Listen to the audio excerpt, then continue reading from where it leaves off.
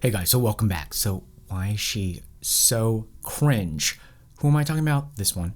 See how my father treats my mother. I'll never marry some guy like that. I need a culture where parents are on their own. They're doing their own shit.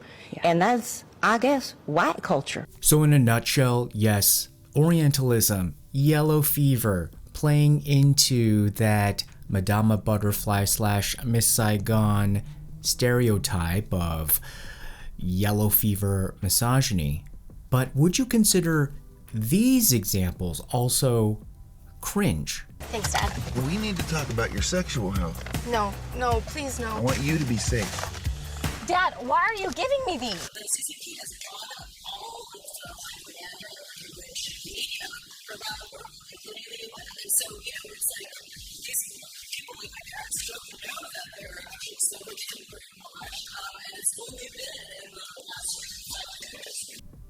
Now that's where it gets a little bit more complicated, because you're thinking like, well, that person seems normal, or isn't this sort of just a normal depiction of a character based on common experiences that some Asian American women may have? And I think that is where it becomes a lot more interesting to talk about, but a little bit harder to talk about, because it is a little bit more milder and more normalized. But that is the whole point of why that girl might be cringe, and how this ancient, well, I guess you could call it ancient now, ancient trope of this like consumable Asian female, that depiction has carried down, and what it would look like in 2023. But I just saw this amazing play. I know some of you might be like, I'm not into theater, I'm not into plays. Yeah, well, you should. Although I totally understand that it's much harder to access, and it's much harder to get a sense of what you're gonna get, you know, whether it's gonna be worth all of that time and money. But this one, it is. It's called This Is Not a True Story, and I saw it at the Los Angeles Theater Center, so not everybody's from LA, and that's kind of like, it is sort of like near Skid Row, but that's part of LA. Anyhow, it's in an old, beautiful bank building, kind of cool, but besides the point. Amazing avant-garde 3-person play done. I mean, this is exactly how I think theater should be done in 2023 to engage older audiences, younger audiences, cut down on costs, yet give the impact and have a little of a vum and something really to think about. So what this play was. To see 3 really strong female characters and see the ways in which we keep painting women into these horrible corners. I think it's so important for people to see this show, because it's important for everyone to recognize that they can reclaim their narrative and gain control over how they're perceived in order to leave a better story for the next generation. 3 characters embodying the main person from Madama Butterfly. And if you don't know about her, basically, like, she started off this trope of that Asian woman is supposed to serve this white American and be sacrificing and submissive and then kill herself in the end, right? And then, like, the story is about, like, the white American going on an adventure, coming of age. I don't know what kind of coming of age you can get with just hanging around hoes, but, you know, that's the storyline. So then the second character is Kim from Miss Saigon, and I'm sure many of you know about Miss Saigon. Look it up. It's essentially an adaptation of Madama Butterfly, which is set in China, and then or Japan, I don't know, because they mix it up. People don't even know, is she Japanese or is she Chinese? I think it's Japan, because she was wearing a kimono. And then because she was a geisha. So then Kim is Vietnamese, but this is set during the Vietnam War, but she's supposed to be a similar archetype based off of Madama Butterfly. And then, of course, Lea Salonga made that role hers. And, the artistry of Miss Saigon, like, you can appreciate the music, the sound, the people who work so hard to bring it on, and you can also, criticize it, in terms of its sociological context. I thought it was interesting, although I love Lea Salonga, but people didn't even, notice or care that, She's Filipina, and when have we ever seen a real Vietnamese actress in that role of Miss Saigon, especially at a historically wrenching juncture of having your country divided into two? There's kind of like, oh, it's like a new Madama Butterfly, I think at that point they're just like, oh, at least it's not an Italian opera singer. Well, she Asian, she's kind of close, like you could take a boat over maybe. And then the third character is essentially a new character, like based on a true story in 2001. It was not as famous as Madama Butterfly or Miss Saigon. It's kind of more of like an indie movie made out of a book on a character, basically a Japanese girl who went to Fargo, North Dakota, and she froze to death. And the thing was that she was going there because also scorned by her American lover who went on a trip to Japan and, see the exotic, thingamabobs and, the only thingamabobs or those thingamabobs on their mind. So this play upended it because it was these characters themselves rebelling against this archetype. I loved the moments when they were throwing out the questions and they were saying, why is it written this way? And why do I not have a last name? To see the characters feeling their humanity out by asking the questions that we never got to hear the answers to. It mirrored people in the real world. And unfortunately, some, like that cringy girl, and some others who are like, actually, they don't seem that cringy, but some people who might adopt this archetype or character as who they are because they're influenced by these cultural messages. Now, your name is? Fukumi. Who insist that Asian women are like this.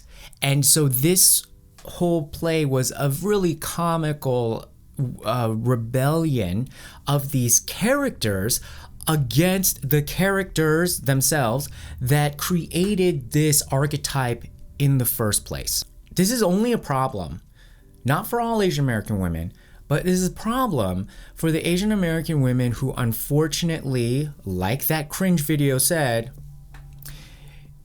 had a problem in their home life where the things that they were unhappy with, so let's go all the way from like, an abusive home structure or to like a restrictive, things that you just did not like. And where I think the parents were originally the original sinners in this is that in almost all of these cases, you will hear the parents excuse their behavior, their individual behavior, their horrible behavior on X culture. Oh, that's just Chinese culture. Oh, I'm just being an Asian something. And you see that parent, that type of abusive parent, I'll say, shows up in every culture. Some people say, oh, that's just, African culture. Or that is like me being, from the South, that's just our culture. Now, granted, there are areas of the culture that you can use as justification, like, oh, well, you have to respect age, like in Asian culture, or, oh, that's just, we just keep things to ourselves. But if you really look at it closely and fairly and have something to compare it to in the original Asian culture, then you know that that's a lie. However, that's the problem here in America that I've seen and I'm being reminded of after moving back. When you live here in America as an Asian American, second generation, let's say your parents are from the original country, they carry with them both aspects, good and bad, of that, let's say in my case, in the Korean culture. They have felt how the culture is both demeaning and also empowering. They have those two areas to go back and forth from. For example, the reason why the Asian American kids get the short end of the stick is this. Let's look at the counterpart, the actual Korean kid in Korea. Yes, the home life might be stifling. Yes, there may be aspects of this, harsh patriarchy. However, when they leave the house or they go into a different environment, probably even within the house if they have a younger sibling, that culture gives them the opportunity to then be empowered. Yes, that could also mean that they can be the abuser instead of the abused right away if they want to go that route. But on the other hand, there are also other ways where the culture, the heritage, the race is actually empowering their individual sense of self and their core identity. And if you look at even people as much who are critical of Korean culture, they may say, yeah, oh my God, I hate Korea, I can't stand this. But they would never really, when you press them, be like, do you really hate being Korean? They'd be like, no, they might be like, oh yeah, no, but no, not the way that somebody in America would be like, do you hate being Asian? They'd be like, it's kind of scary what kind of stuff that sometimes comes out of these people's mouths because they so self-hate. But as much as you may have had a hard time in Korea or other Asian country when you are growing up there, you are able to find aspects of the culture that are very empowering, and without it, you would feel like, oh, then I would be really amiss. Whereas here in America, that same kid growing up in that household, let's say you have like the really strict Korean father or mother, there's no place for that kid then to go walk outside to see like, oh, this is the flip side of Korean culture. This is when I can be empowered by it. They only see how they are a victim and disempowered by it at home if their home life is that way. And especially if their home life is that way and the parents try to evade responsibility by just saying, oh, well, that's just Korean culture, then they get a sense of, I hate Korean culture. They think that I need to escape the entire thing because there's nothing good about it. Because when they walk outside, they're not in a Korean environment that shows them the full picture. And that was very clear to me when I went over to Korea and like, wow, okay. That same kid, they go back into the classroom and suddenly if they are older than another kid, then the other kid kind of gives them respect, or there's like a different way of shorthand between, the way that people talk to each other. So then they kind of they really like being Korean. Whereas here in America, you go outside and suddenly it's like, for most people it's like, oh, predominantly white culture, and you don't get a full sense of what white culture is. But then a lot of people are like, well, it seems like more freeing or better than Korean culture. Then I think what happens, not all Asian American females, but it is a very enticing offer to be able to escape what you think of as an oppressive Korean culture or Asian culture. And then suddenly if you are saying like, that's not who I am, then who are you?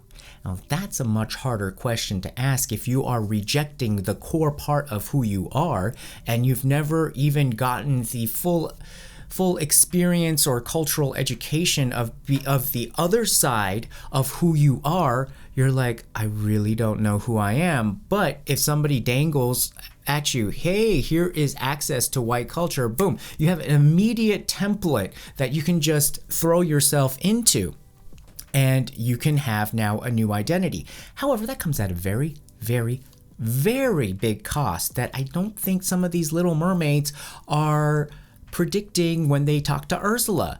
And that big cost is that they are now seen as one of these characters. Not all. I'm just not like all people are like this. And if you were in an interracial relationship, it's not you, of course.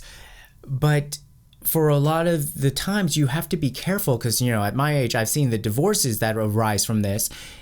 That how are you seen? Are you seen as a person actually? And they'll say like, oh, we see you as a person. Well, we see you, but they're really seeing you as a modern Miss Saigon, even though they don't think it or admit it. Modern Madame Butterfly, if you're that generation, or younger, like that cringe girl or all these other cringe girls who are being the renaissance of this character that these people so comically reject and make fun of and are kind of like awakening towards, is that no, I am me. I am unique. I am who I am. And that's what I loved seeing. Like, you saw Kim from Miss Saigon, that character archetype played by one of my friend's sisters. Very good job, Zandy. And you see Madame Butterfly, and then the other girl from the Kumiko from the Fargo documentary thing, all kind of rejecting as characters the script that they were given. And I think that is more and more of this vibe that's going on with a lot of Asian American females. It's like, look, I have been boxed into this sort of like, I have to be this person. I don't even know who this person is, but you're saying that I am this, and modernized Madame Butterfly, however you want to, label it. Sometimes like, oh, sweet girl in the office. Oh yeah, she's the, quiet Asian girl. However the description has, morphed into. They're like, that's not me. And the cool thing about this play, what I found, was that they actually, the characters themselves, like when they started to be them, it was not defined as like, I am this kind of, reborn Asian American female. It was just them as a person. Like, how would that character, through that actress giving the individual flavor from the actress, how would that person, that character, turn into just a person, and you just saw her as a person? And there cannot be a nation full of just Kim from Miss Saigon in an Asian country. That is so, how can you expect that all the women are gonna be like that? But you have to be careful. Some of these people who are not from the Asian culture kind of think that, because they see Madame Butterfly at the Opera House every year, and they're like, "Ooh, okay, well." And then there's always one of those thoughts, like we saw the cringe one, who will basically be there as the example of like, see, look at her, like she's one of them. In Korea, you see some of these guys, just like Chris from Miss Saigon, or whoever that general was from Madame Butterfly. There's only one type, in this Miss Saigon type of world. There's only one type of Asian person, one type of Asian man, and one type of Asian female. No, and then some of these lines, I didn't realize. Yes, Miss Saigon, beautiful music, well performed. But did you hear some of these lyrics? For example, Chris is singing, the white American guy, Vietnam, you don't give answers, do you, friend? Just questions that don't ever end. This is when he's with a hoe. Yes, it's, beautiful Kim, played by Miss Salonga, and it was her first night as a hoe, so, she looked more angelic, that they're justifying this. But really, if a Korean guy came to the United States and it was like literally his first week, and all he did was spend time with hoes, and he's just like, the United States, I don't get it. What's going on here? You don't give answers, just questions that don't ever end. How many questions are you going to get answered by spending time with a hoe? And then he goes, Vietnam, I don't mean any offense. Why does nothing here make sense?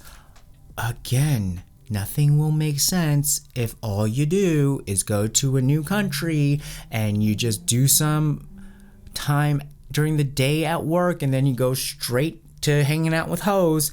Nothing's gonna make sense. I'll guarantee you that, no matter what country you're from and what country you're going to.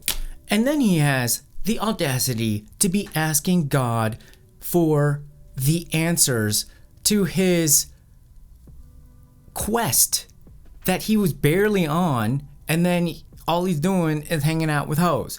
So if all you're doing is hanging out with hoes, you want to find the meaning of life, you gotta dig a little bit deeper, not just say like, God, just can you give me an instant answer, please?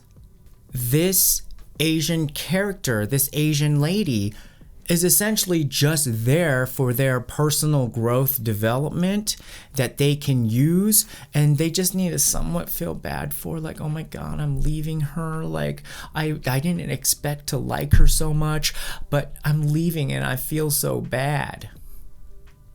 And then the characters in this play are just like, wait, that's kind of messed up, especially when I was waiting for him to, come back, and I was committed in my mind, and then he comes back with his American wife and kid. And for some reason, the way that this all played out in the original, like Madame Butterfly or Miss Saigon, was that it was the noble character of the women to then choose the honorable route of offing themselves, rather than really examining, like, that dude's kind of got a lot of problems that he just foisted upon these innocent girls. And these girls are not like every single Asian American or Asian female out there. Like all those Western movies, all the hoes at the bar. Would you say every American woman is supposed to be like them? I don't want any smarmy comments, but you get what I mean.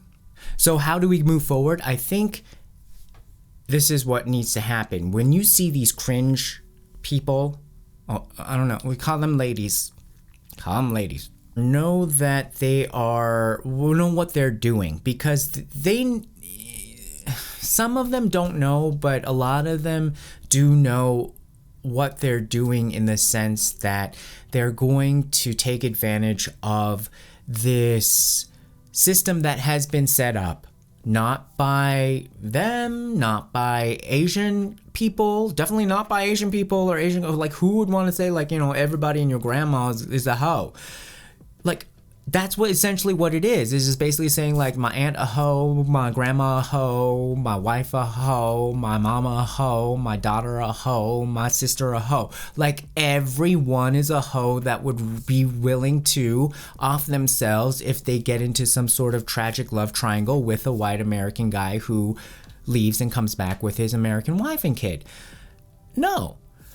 But there are some people willing to manipulate that situation, and they should not be judged as an Asian American female. Like, they should just be judged as an individual. They're using that.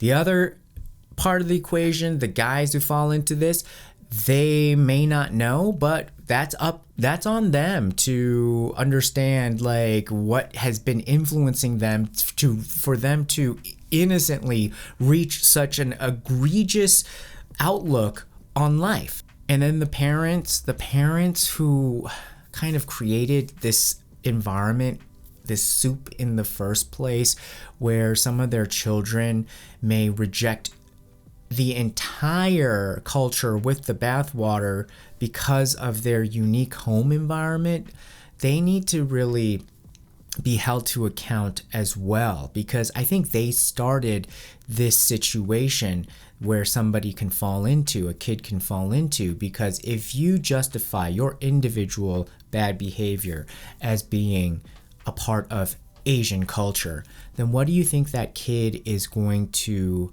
feel about their culture and themselves if they're not even shown the other positive sides, the beautiful sides of that culture, and all they do is then walk out of the house and have to find a different culture that would be less abusive, instead of thinking like, and nobody would want to, demonize, especially at a young age, their parents and say like, oh, they have individual problems, or there's something wrong with my parent.